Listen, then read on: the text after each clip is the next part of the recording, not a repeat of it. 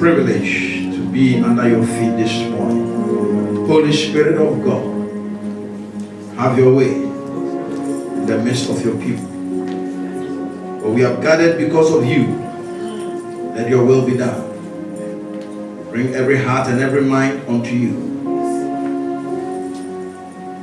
Every anxiety, we command you to cease in the name of Jesus. Fear or intimidation, we command you to cease in the name of Jesus. We speak peace into every soul, peace into every heart, peace into every mind. And the peace of God that surpasses human understanding will keep our hearts and minds through Christ Jesus. That the word of the Lord will fall on good ground. No bird or fowl of the air can steal it from God's people. The word will be preserved. The word will bear fruit.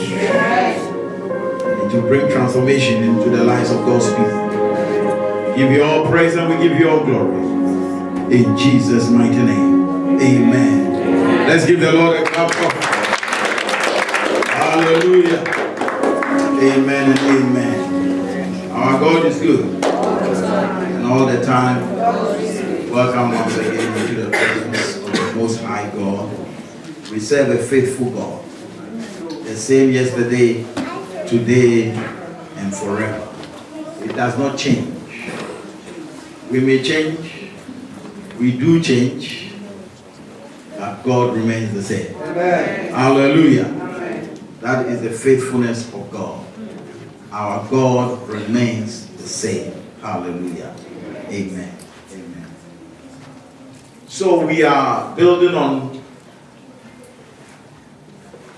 the foundations that we've been laid over the last few weeks.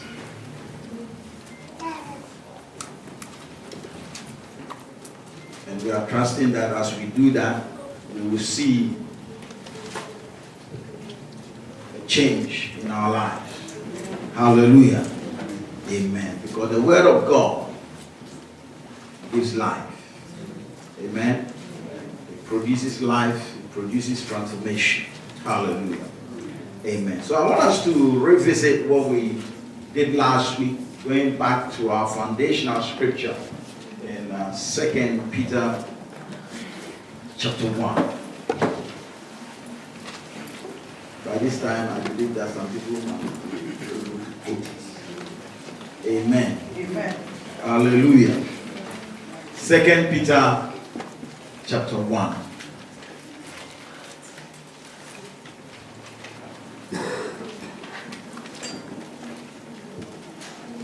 Are we there? It says, Simon Peter, a servant and an apostle of Jesus Christ. Did you hear that? Simon Peter, a servant and an apostle of Jesus Christ. If I was introducing myself, I would have written Simon Peter, an apostle of Jesus Christ and a servant. I'll bring the apostle first. It is more dignified than a servant, isn't it? Amen. Amen. But he said first that he is a servant before an apostle. An apostle means somebody who is sent with a special message to give. But he introduces himself first as a servant. Then he says, this is my title. But my greatest title is that I'm a servant of Jesus Christ. Hallelujah. Amen. The Bible says that the greatest among you will be your servant. There is something about servanthood that carries power.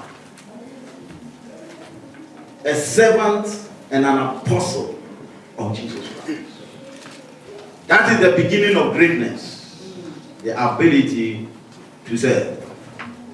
That is the beginning of greatness. That is why we are still mentioning his name today. Praise the name of the Lord. Because he was first a servant before he became an apostle. To those who through the righteousness of our God and Savior Jesus Christ, have received a faith as precious as ours. Grace and peace be yours in abundance through the knowledge of God and of Jesus our Lord. Hallelujah. Grace and peace abound towards you through the knowledge. Through the knowledge. Hallelujah. That's how grace and peace comes. Through the knowledge of God and the knowledge of Jesus Christ. So the knowledge of God and the knowledge of Jesus Christ produces grace and peace. It empowers you to do things beyond your human ability. That's what grace does. Grace gives you divine ability. Praise the name of the Lord. And he said, if you want to increase in it, then increase in the knowledge of God and of the Lord Jesus Christ. 3. His divine power has given us everything we need for life and godliness through the knowledge of him who called us by his own glory and goodness. Hallelujah. Through these, he has given us his very great and precious promises, so that through them you may participate in the divine nature and escape the corruption in the world caused by evil desire. Hallelujah. Amen. So there is something called the divine nature. God's nature. And the Bible says that he wants us to share in that nature. In other words, God wants us to be like him, speak like him, respond like him, behave like him. Hallelujah. And he said the only way we can do that is through the knowledge of himself and his son Jesus Christ, so that we will escape the corruption that is in the world. Hallelujah. So knowledge helps you to also what? Escape the corruption and the lust that is in the world. Hallelujah. Amen. And so all of us as Christians, our desire is to have a transformed life, to be like our Father. Amen. That is our goal. He said when we see Jesus, we will be like him. Amen. That is the goal. It's a possibility. Amen. Because the Bible says that he has given us all things that we need for life and godliness. So not some things, all. Say all. All. All. Everything that is needed is provided. Hallelujah. But you can get access to it through the knowledge of God and of Jesus Christ. Even if there is free education and you don't attend school, you will not be educated just because there is free education in your country. Do you understand what I'm saying? So the fact that the supply is there doesn't mean you are going to get it automatically. Amen? There is a way of assessing what you are entitled to. Amen? You can have money in the bank and starve. Yes. If you don't go to claim the money, the bank will not walk to your house and say, oh, we suspected that you might be starving, so we are bringing you some money. It will not happen. You have to actually go there and claim it. Hallelujah. Amen. And it's important for us to understand that. Praise the name of the Lord. And so, he said we do that through the promises. He said the promises are precious promises. Precious promises that God has given us. They are not ordinary promises. They are what? Precious. Say it again. Precious. They are precious promises. The promises are precious. These are the promises that enable you to share his divine nature. and escape the world's corruption caused by human desires. Hallelujah. The promises enable you to share his divine nature. That is the method God has given. If you want to be like him, then he has given you great and precious promises. That is how you share. But you have to believe the promise. Amen? Yes. You have to believe the promise. And when you believe the promise, you begin to act. And then as you act on the promise, your life begins to change. Praise the name of the Lord. Hallelujah. Amen. Matthew chapter 16, Jesus was talking to his disciples, and he said this statement to them. Matthew chapter 16.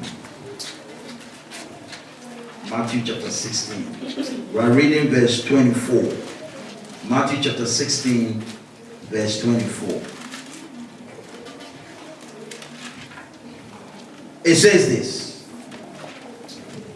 Then Jesus said to his disciples, if anyone will come after me, he must deny himself, take up his cross, and follow me. For whoever wants to save his life will lose it, but whoever loses his life for me will find it. Hallelujah. Amen and amen. Everybody that wants to follow Jesus must deny themselves. What does it mean to deny yourself? That means self-sacrifice. Hallelujah. That is what it means. It means to be selfless. It means to be unselfish. It means to intentionally deprive yourself of something to benefit somebody. These are all things that do not happen automatically. These are things you must decide to do. Hallelujah. Because sacrifice is not something that comes to us naturally as human beings. Amen? No. Naturally, we seek our comfort. We seek what will make us better. That is how we are programmed as human beings. That's why Jesus said, if you will follow him, you can't behave like other human beings. Praise the name of the Lord. Hallelujah. Amen. Yes, you can't. You can't behave like your brother or sister. No, you can't. You have to go. Deny yourself. It's intentional. Sacrifice is the key. It says this. If you lose your life, you will gain it. Amen? Amen. Hallelujah. Amen. Whoever wants to save his life will lose it. But whoever loses his life for me will find it. Hallelujah. He said, if you want to save your life, you will lose it.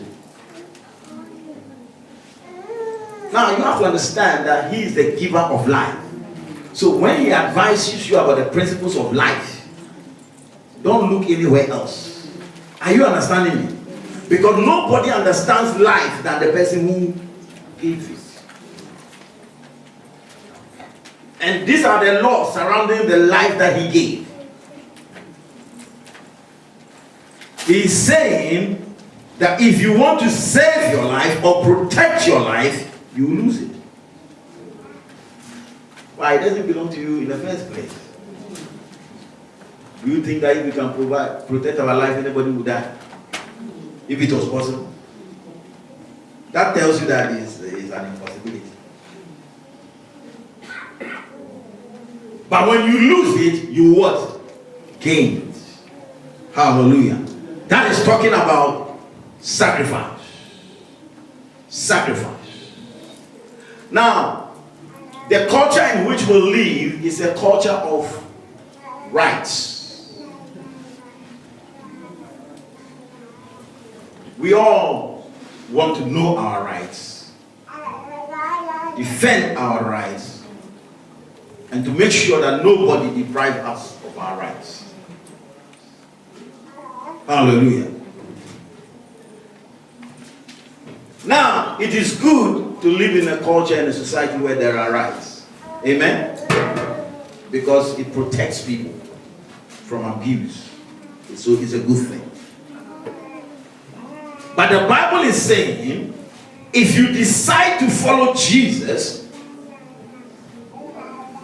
there are some rights that you are entitled to, that you have to intentionally give it up. Not because somebody is taking it from you, not somebody is cheating you, not somebody is abusing you, but that right is a hindrance to your spiritual journey. Hallelujah. Amen. Amen. It's a good thing at the human level, but it's still a hindrance to you spiritually. That's why Jesus said, if you come after me, then deny yourself. He didn't talk about the devil. He talked about what? Us. Denying ourselves. Deny yourself is more difficult than casting out the devil. Because casting out the devil, you can use the name of Jesus and cast out the devil. Amen? Amen. Are you going to cast yourself out? You are with yourself 24 hours a day. How are you going to escape?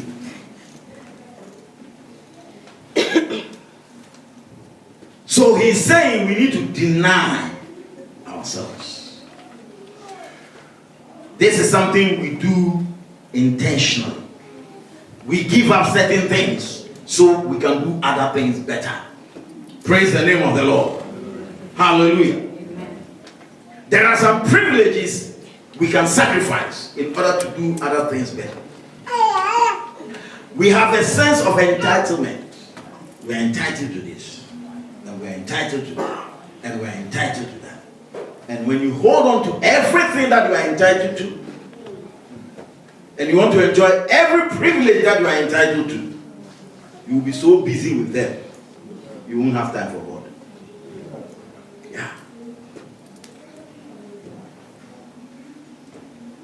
You move from one to another, to another, to another. And you'll be chasing your rights and your privileges. And it will consume you. Hallelujah. Amen. Amen. Amen. And so Jesus is trying to tell us how to live. How to live as Christians. Now he himself set an example. He set an example. In the book of Philippians chapter 2, Jesus set an example, and that example is the example that he wants us to follow. So he's not telling us something that he has not done himself. Amen? No. He's not telling us something he has not done himself. He's telling us about something that he has done himself. He has set a pattern. Philippians chapter 2. Philippians chapter 2. We are reading from verse 5. It says this: in your relationships with one another, have the same mindset as Christ Jesus. Amen. Amen. Have the same mindset as Christ Jesus. The old King James says that, let this mind be in you, which was also in Christ Jesus. In other words, Jesus had a way of thinking. He said, let's adopt the same way of thinking. Hallelujah. Amen. That is the only way you can follow him. Amen. Amen. So Jesus has a way of thinking. We want to find out how Jesus thinks. Let's move on. who being in very nature God, did not consider equality with God something to be used to his own advantage. Did you hear that? What he said, that Jesus is God himself, very nature as God.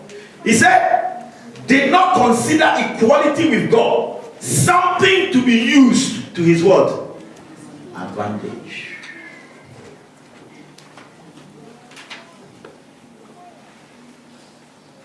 Let's go. Rather, he made himself nothing by taking the very nature of a servant, being made in human likeness. Hallelujah. Peter introduced himself first as a servant of Jesus Christ. Amen. And an apostle. Here, the Bible said that he made himself nothing, of no reputation. Now, from God to nothing is big, isn't it? The gap is massive. Even human being to nothing, you will resist it. So you can imagine God to nothing is massive. He said he made himself nothing, of no reputation. He gave us his reputation as God.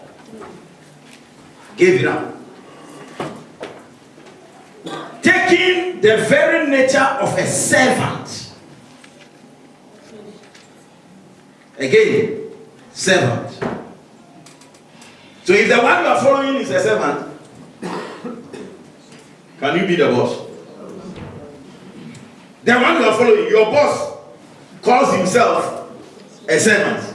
The one you are following, who is your boss, he is calling himself a servant. And you, the one who is following, you want to be the boss. It doesn't work. Because he's showing us a secret. That's where the power lies. Amen? Amen. Hallelujah. Taking the very nature of a servant, being made in human likeness. Now, from God to human being, it's a big demotion. Massive. Even we human beings, we have classes. Royalty, aristocrats, elite. We have all kinds of classes, even we human beings. And we are not prepared to even shift from one class to another.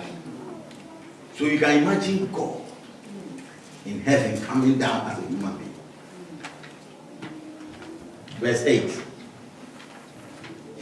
And being found in appearance as a man, he humbled himself by becoming obedient to death, even death on a cross.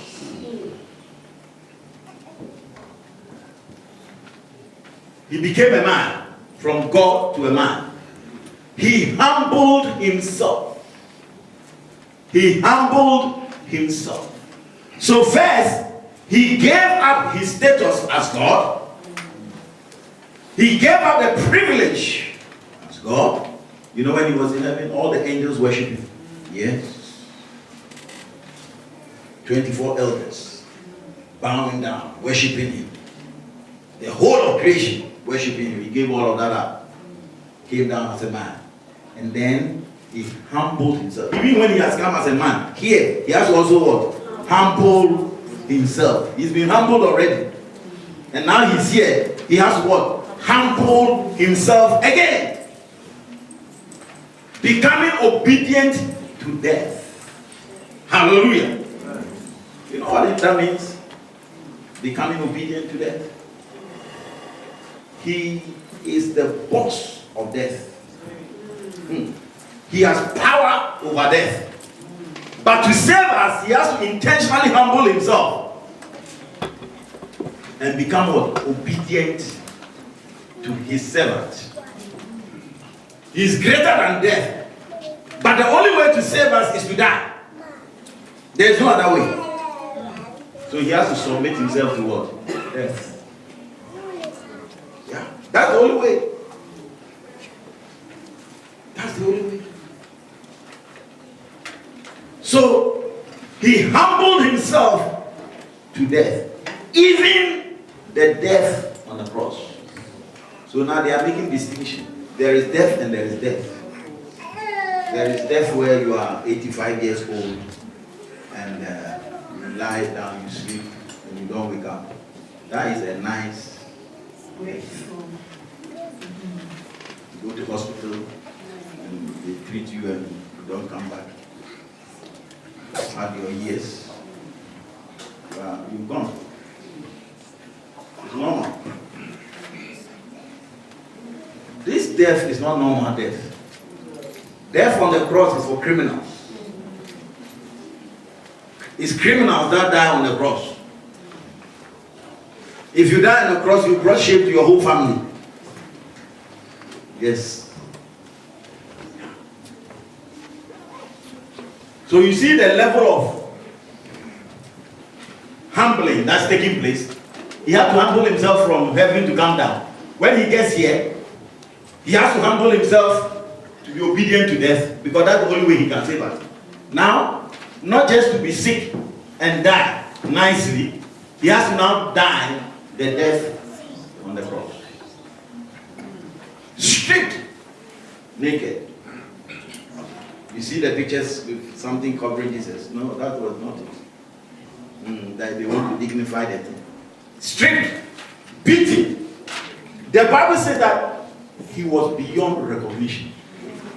Now I want you to think of that statement, that somebody can be beaten to the point that if you are the brother and they call you to go identify your brother, you can't identify him. Just think about that. What level of beating will make it such that a mother will stand and they will say, identify your son, and the mother will say, I can't identify this son. Think about that. That's what the Bible says. He was basically mutilated. That is humility. Why did he do that? Let's keep going. Therefore, God exalted him to the highest place. Therefore, because of all that he did, God exalted him to the highest place and gave him the name that is above every other name. Hallelujah. Amen. There was a reason why Jesus was given a name above every other name. He came through sacrifice. He came through humility. He came through servanthood. That's where power is. Power is in serving and humility. That is the secret. It makes you look weak in the physical, but in the spiritual sense, you are powerful. Praise the name of the Lord. Hallelujah. Yes. So for us to be effective as Christians, we must learn the methods of God. He said, this is God, Jesus' mindset. Amen. This is how Jesus thinks. So we must begin to think this way. Think this way. When we begin to think this way and make sacrifices and humble ourselves, there will come a time we will be what? Exalted. Hallelujah.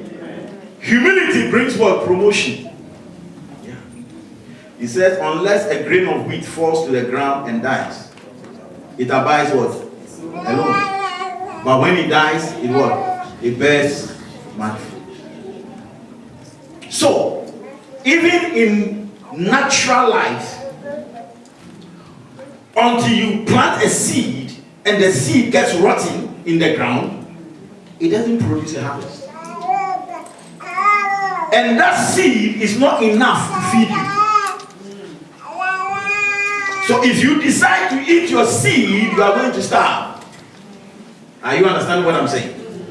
Because the seed is not enough to feed you. So if you say, I'm not going to allow my seed to die, I'm going to eat my seed, after you've eaten your seed, that's the end of you. But when you put your seed to the ground and allow your seed to die, your seed will bring out a harvest that you can live on. Amen. That is why Jesus died. Jesus was planted as a seed. Praise the name of the Lord. And who are the harvest? We are the harvest. Yes.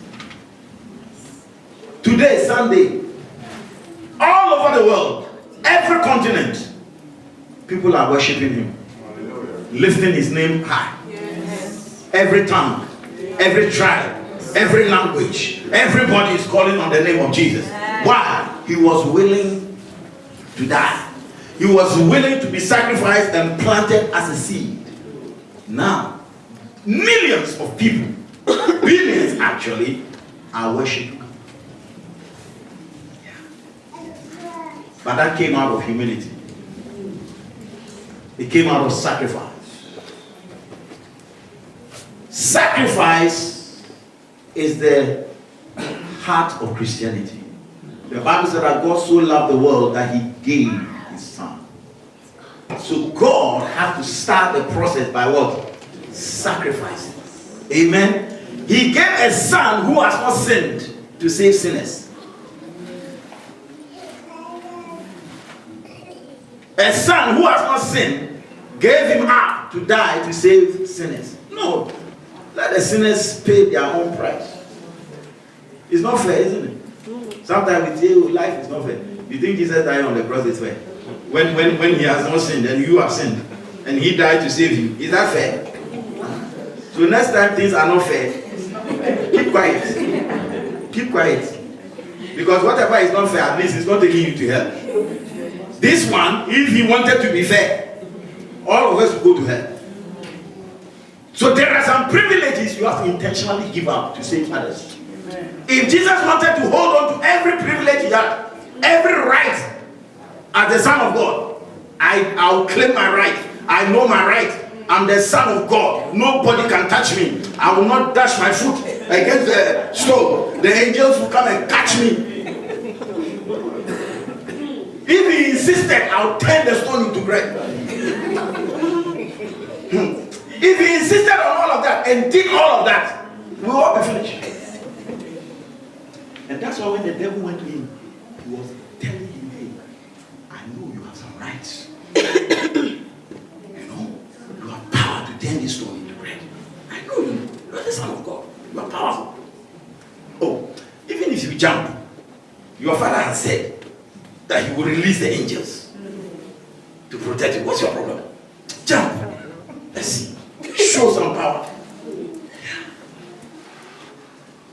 He was trying to appeal to his pride and ego to show something.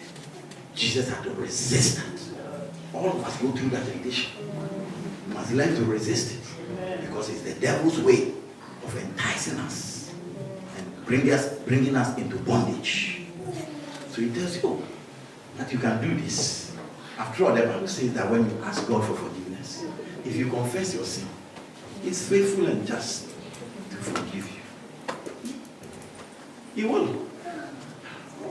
And the devil will be telling you that God is forgiving you. It's true. But you carry some scars with you for the rest of your life. He will not tell you that. Yeah. So this is the mindset of Christ. This is how Jesus thinks. So if you serve Jesus and you don't think like he thinks, you are going to struggle. Christianity will be hard.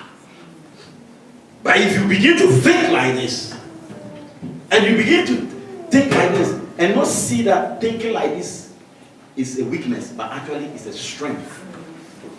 Nothing can overcome you. Because you know your humility is actually strength. You know your servanthood is a strength. You are actually behaving like your father because that's how he works. And that is why God gave him a name that is above every other name. There is a name that already is there for you. But there are some sacrifices you have to make to walk in the fullness of that name. Praise the name of the Lord. Hallelujah. Now when Jesus was on earth, he had a name. Jesus Christ. He was healing people. He was raising the dead. He was doing everything.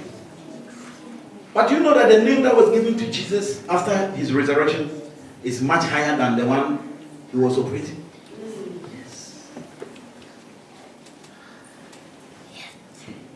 When Jesus was here, if you needed help, you have to travel to Jerusalem and go and meet him.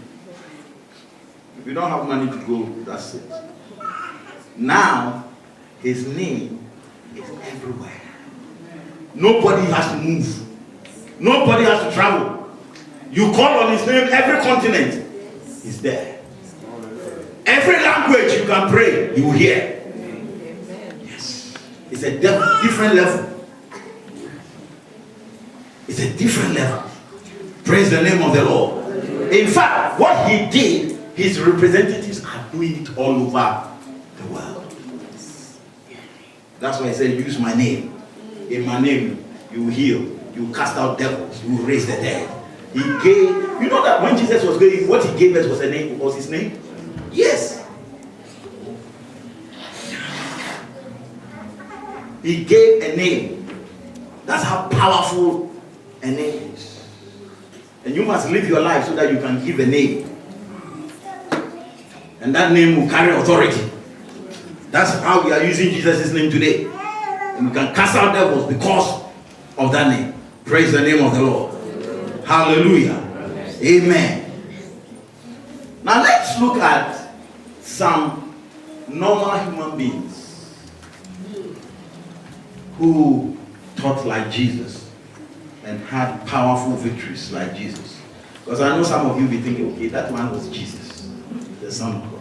Now let's look at people who were normal human beings like us. Praise the name of the Lord. Hallelujah. So let's look at somebody like Daniel. Daniel was a Jewish boy who was taken into captivity in Babylon. So he went there as a slave. He was one of the intelligence guys, so they took him to the king's palace to be trained in the king's palace so that he can become one of the rulers. But the condition is that the king has given a specified kind of food, a Babylonian food that they have to eat. And so they gave it to them and they said, look, you have to eat this kind of food because the king wants you to appear, very, put it out. He wants you to look good, basically. Daniel chapter 1. He wants you to look good. Now he says that. So they gave the food to them to eat. And Daniel said, that food would defile me. This is not a kind of food God wants me to eat. But the food is posh. I mean, if you look at the description of the food, it's very posh. But the Bible says, but Daniel was determined not to defile himself by eating the food and the wine given to them by the king. He asked the chief of staff for permission not to eat these unacceptable foods. Yeah. He asked permission not to eat these unacceptable foods. It was food, but it was what? Unacceptable to him as a child of God. Now you can imagine food given by the king. You won't have better than that. Yeah, you aren't going to have better than that. It's a great privilege that you are eating the king's food. And you turn down the king's food. What are you going to eat? He said, I have my own type of food that I want to eat. I'll eat some vegetables and I'll drink some water. We know the story. At the end, he looked better than the others. Amen? But the key is that he purposed. He was determined. Amen? Those are the key things. If you have not purposed in your heart already, and the king's food arrives, you will eat it with left. Because the thing is so posh, yeah? And mind you are a slave, yeah? You yourself, you are a slave. You are not even at the normal, you are a slave. And all of a sudden you find yourself in the king's palace. From a slave to the king. You will swim in the thing. You will swim in it. This person was determined. He has purpose in his heart already before the food arrives. There are some things you have to decide before the temptation comes. In life, you have to actually sit down and create possible temptations, scenarios, yeah, and then decide when this happens, I'll do this. When it moves, I'll move here. Oh, I do that all the time. Sometimes I sit in my office and I create things in my head, and I create escape. Yes, you know. Fire exit. Yes, fire exit. Look, you have to create fire exit in life. Your own fire exit. You rehearse it in your head. So when the thing is coming, all of a sudden God remember. Do you remember? Straight. You are gone. Because the devil is setting you traps every day. It's just that your eyes doesn't see. He's looking for you. You make this mistake, he will just tear you into pieces. You have to be intentional. He was determined. He purposed in his heart, I'm not going to eat this. Now, what you have to understand, refusal to eat the king's food can cost you your life. We are not living in this rights thing that we have today, human rights. No, there was nothing like human rights. If the king says eat his food and you say he can kill you. So even asking that they should exempt him is a danger. You are running a risk with your life.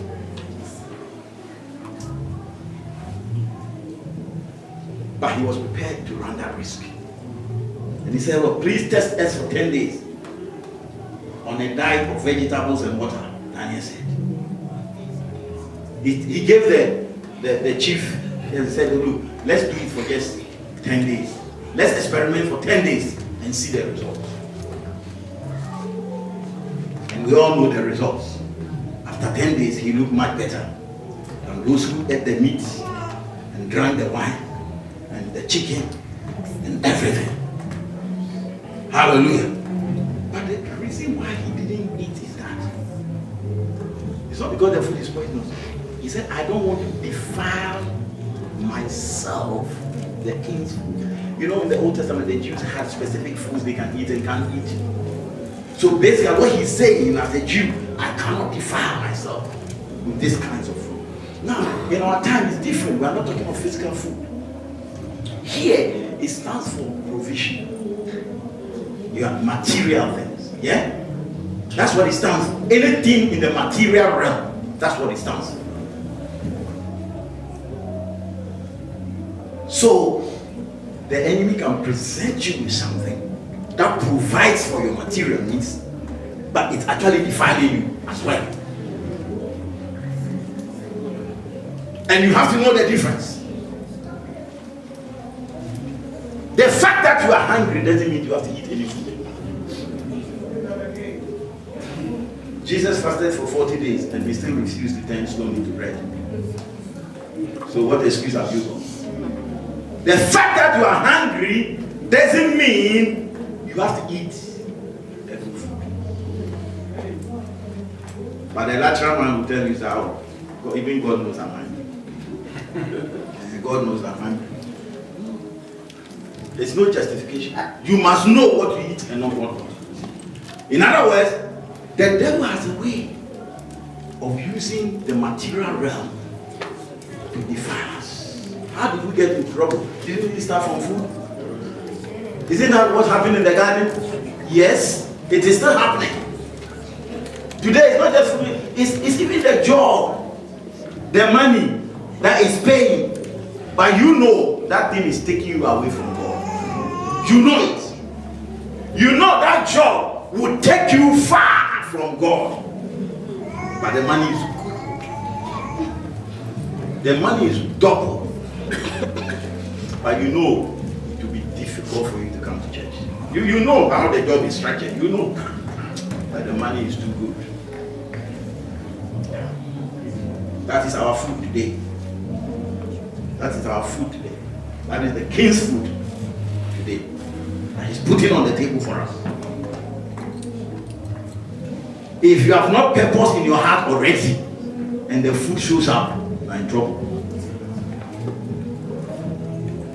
Daniel had determined. Those are the things we have to look out for. Those temptations are still happening today in a different form. Hallelujah. So Daniel was able to overcome because he understood. He said at the end of the 10 days, Daniel and his 3 friends looked healthier and better nourished than the young men who had been eating the food assigned by the king. Hallelujah. That is what God will do. The devil will tell you, oh, this thing will kill you, this thing will destroy. It's a lie. After 10 days, you look better. The devil will tell you, if you don't take this job, this is your last chance. You are not going to get any other job after this. This is your last chance to get a job. If you don't take it, you will not get any other job. It's a lie. It's intimidation. It's intimidating you. If you have no purpose in your heart, you will take it. There are so many other jobs. He's lying to you that there is no other job after this. It's a lie. Then we look at somebody like Nehemiah. The Bible says in Nehemiah chapter 1, Nehemiah chapter 1, verse 3 and 4. It says, they said to me that things are not going well for those who return to the province of Judah. They are in great trouble and disgrace. The wall of Jerusalem has been torn down and the gates have been destroyed. When I heard this, I sat down and wept. In fact, for days I mourned, fasted and prayed for the God, to God of heaven, to the God of heaven, God. Then I said, O Lord God of heaven, the great and awesome God who keeps his covenant of unfailing love with those who love him and obey his commands. Listen to my prayer. Look down and see my prayer night and day for your people Israel. I confess that we have sinned against you. Yes, even my own family and I have sinned. Now he's praying. He's praying. He's heard some bad news that things are not going well for those in Jerusalem. Things are not going well. Go to verse 8. Please remember what you told your servant Moses. If you are unfaithful to me, I will scatter you among the nations. Now I want you to understand what is happening. Nehemiah is also now like Daniel. He's also in captivity and in exile. And some people went to Jerusalem and came back, and he asked them, what's happening in Jerusalem? And they said things are really bad. The place has been torn down. Everything is broken down. The people are suffering. Nothing is working there. And then he started to pray. And he started to talk to God about it. Now, in chapter